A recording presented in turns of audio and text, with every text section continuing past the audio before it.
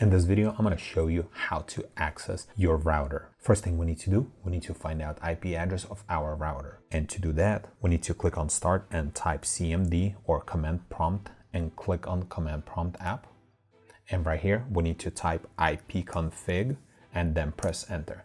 And right here, we can find our router IP address. So this is going to be default gateway. So in my case, it's 192.168.1.1. Most likely in your case is going to be the same thing, but some routers have different default IP address. So what we can do, we can highlight this and then copy, right click on it, and it's just going to copy.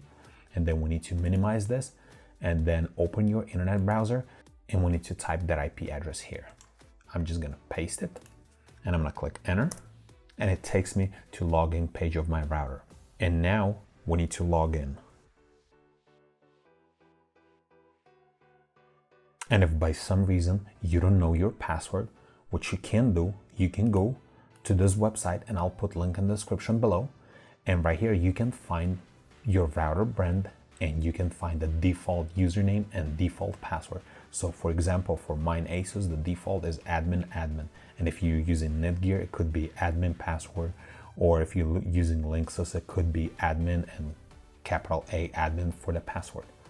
And right here on this page, you can refer to default IP address of your router, but in some cases, it could be different to what it shows over here.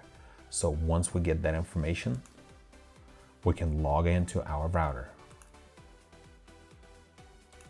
Once you log into your router, you can see all the information here. You can see how many devices connected and you can change your network name, you can change your password, you can basically control your entire network from here. And the user interface is gonna look different. It all depends on what kind of router you're using. If you're using Asus, it's probably gonna look like this.